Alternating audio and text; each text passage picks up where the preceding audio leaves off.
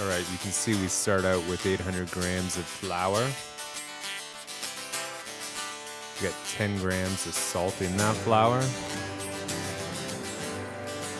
We've taken 460 grams of water, warmed it up, nice tepid temperature.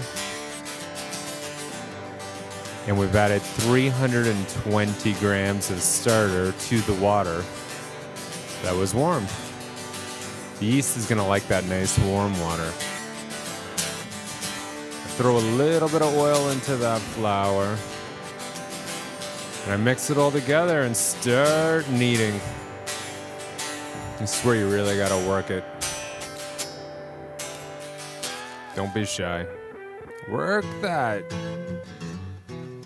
dough into, I don't know, just work it. Knead it. Here you can see nice slow motion. You know, that's not how to knead it, but it's slow motion, so I thought it was cool.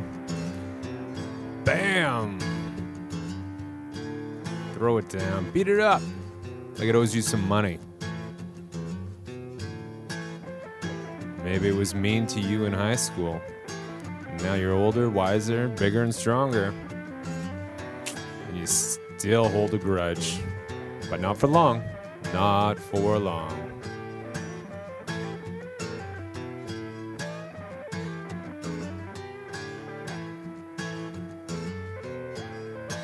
If you want to take a little olive oil or water and put that on your hands before you start kneading. It's going to be real sticky at the beginning. But you're going to knead it for like 15 minutes, 12 minutes, 15 minutes. You know, you're going to learn the dough. You're going to learn all about it. But as you go, it's not going to be so sticky anymore. You're going to push down with the heel of your hand and you're going to pull it back with your fingers and you're going to basically fold over. Okay? You're just going to keep doing that and keep doing that. Sometimes I just leave it and let it rest for a few minutes and come back, start kneading again. But don't let that take away from your 12 minutes, 15 minutes, whatever it is. Now you can see when you pull, you're building tension across that dough. Basically, the top is a nice round ball. Okay? If it all rips and tears on the top, you haven't beat it enough. Keep kneading. Once you're all done, you can see I threw a little olive oil into the bowl. That's in preparation. This is my final knead. I let it set there for a couple minutes. I did some dishes, cleaned up. Put that olive oil in the bowl. I'm building tension on the dough. I throw it in that bowl, roll it around in the olive oil. I'm going to then cover it and leave it. Come back 3 hours later. Ooh, just got a little steamy in there. I'm going to cut that plastic wrap. I'm going to save that. Okay. I'm going to be making 2 loaves here with this amount of dough. Throw a little flour into a bowl. I'm going to throw some cornmeal in there in a minute. I'm going to take out my dough. Oh yeah, hot tip here. Throw some parchment paper into any container that you have that has high walls. You're going to leave that. You're going to leave that dough in there overnight in the fridge. But you don't need one of those bannetons or whatever. I mean, it'd be great to have one. I'd love one. It'd be fantastic. If anyone wants to send me one, send it on over. But I don't have one. So I use what I got. And you can too. It's a little parchment paper. Okay, I got a knife, cut it in half. Now I'm going to build some tension on both of those loaves. Get them nice and round. Then I'm going to mix them in that flour and cornmeal mixture. And I'm going to put them into the fridge. Well, I'm going to put them in those containers that are lined with parchment paper and put them in the fridge overnight. And I'm going to leave them there for, I don't know, hours, at least a day, you know, not 24 hours, but I'll put them there overnight. So let's say anywhere from 12 to 36 hours, whatever you want, you know. This is where you can really slow down and let your life take hold, run with it. And then when you're ready to implement baking into your life, then you pull them out. Pull them out of the fridge. You do want to cover them so they don't dry out on the top. So I put that saran wrap on the top, pull the parchment paper back over, and that's how I'm going to lock them away in the fridge for a couple days. A day. But as long as you want. Fermentation's going to be really slow once it's into the fridge. And I guess that's what develops all the flavor. So they say. Who are they? I don't know. There you go. All right, here we go. We're on the next day. We're heating up the oven. I got a couple of Dutch ovens, French ovens, whatever you want to call them in there. If they're in there, I'm going to turn on the oven. I'm going to preheat it to 500 degrees. Get it good and hot. Okay. So it's up to 500 degrees, but I pulled that dough out of the fridge. I'm going to take the saran wrap off of it, discard the saran wrap, throw it out, get rid of it. Okay.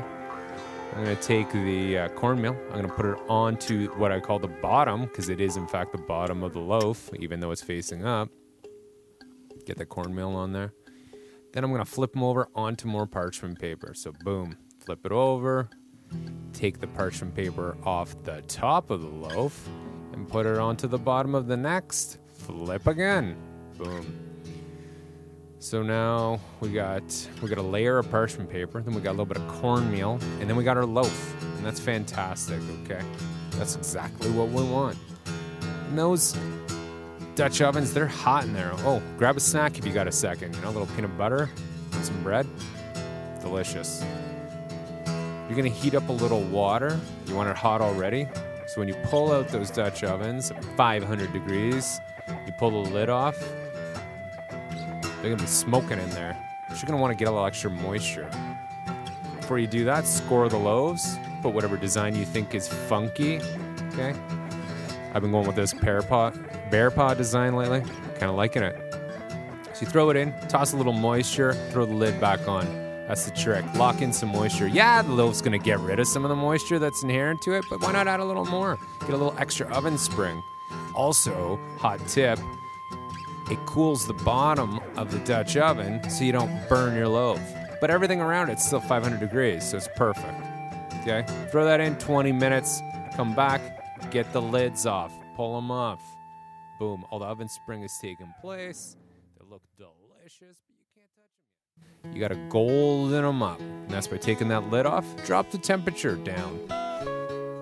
450. You know, whatever you feel comfortable. 450 is a good starting point. You're gonna lock them in there for another 22 minutes or so. She looks good, that's for sure. Man, oh man. Don't get over anxious. Wait the full time. Okay? Here they are, out of the oven. Okay, I like to lift it up right away. And I'm gonna take some of that cornmeal off the bottom right in the pot before I remove it. It'll be on the parchment paper and then I can pick it all up and throw that out. And here is our beautiful finished loaf, one of the two. Okay, do a little spin. Do a spin for me, yeah. Okay.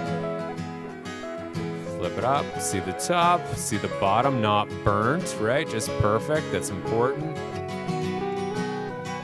Okay, I've let this cool for at least 4 or 5 hours. Don't get over anxious. Also, you can see I'm using a sharp knife that's not serrated. Do not use a serrated knife. That's gonna throw crumbs everywhere. Nice sharp knife, that's what you need, okay? Cut through, put the knife down, and here's the reveal, as they say, the crumb. It's beautiful, it's a beautiful thing, okay? Look at that. Nice big air pockets, not too big. Nice and fluffy.